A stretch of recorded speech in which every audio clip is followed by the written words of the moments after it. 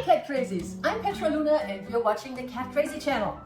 If you are lucky enough to share your home with a cat, you know how fuzzy they can be when it comes to their food. And if you're as cat crazy as I am, you've probably spent hours at the pet store trying to figure out which food they might like to eat this week. And then you bring home a variety of different flavors and brands that offer the healthiest food options available. Are we having fish today or maybe chicken? You've probably experienced your cat turning up their nose at the expensive store-bought food you brought them, leaving you to open multiple cans of cat food only for them to walk away. Meanwhile, your dog gleefully devours the smelly fish from the trash can, dirty socks, and the number 2 left by your cat in the litter box. So, why is there such a difference between your furry companions? Why are cats so fuzzy with their food? Of course, one reason is familiarity. It's good to know what kind of food your cat was exposed to as a kitten. This can definitely lead to lifelong preferences because of familiar texture, smell, and taste of protein. Another reason is boredom. Cats just get tired of eating the same food every day, so offering different flavors will keep things interesting for them. In the wild, cats pick and choose what they're in the mood for. Also, sensitive stomachs, dental issues, or allergies can play a role. Now think about how cats eat. Unlike dogs who tend to gobble up their food quickly, cats take their time and savor each bite. This is because cats are solitary hunters and choose what they are in the mood for that day.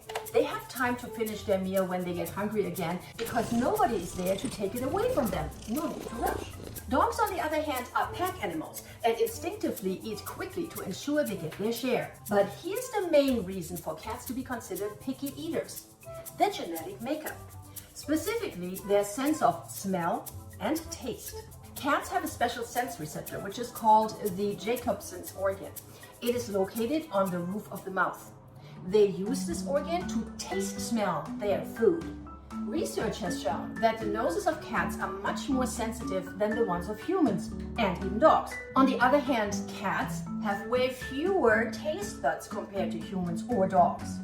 And because of that, cats determine what they eat by mostly smell before they even try it. While dogs are omnivores and can detect sweet, sour, salty, bitter, and savory, cats mostly detect sour, bitter, and savory food. They can't detect sweet flavors.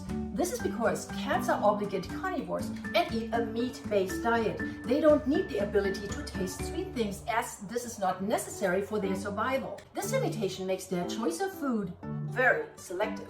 And that's why dogs beg for scraps off your plate while cats don't. If a cat is eating ice cream, for example, they most likely enjoy its fatty, creamy texture and perhaps even its protein content. Cats are more sensitive to bitter compounds in their food than dogs. The ability to taste bitter evolved as a defense mechanism and rings alarm bells in their noses to help them avoid spoiled food or harmful toxins in plants or unripe fruits. Of course, cats don't usually consume plants and fruits. However, their prey may have eaten them, so they'll reject the bitter parts that might be in the gastrointestinal tract of their prey. Even though your cat might also bring you little presents like toads, frogs, and other animals that contain bitter and toxic chemicals in their skin and bodies, their bitter detectors will make them avoid eating them. They'll just play and probably also kill them to keep their hunting skills in great shape.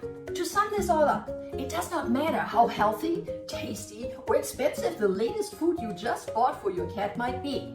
If there is one little ingredient in there that doesn't pass your cat's taste-smell test, your cat will not touch it, period. And there's no way to force your cat to eat it. Instinctively, your cat will refuse anything bitter and rather starve than eat something that could potentially be spoiled or toxic.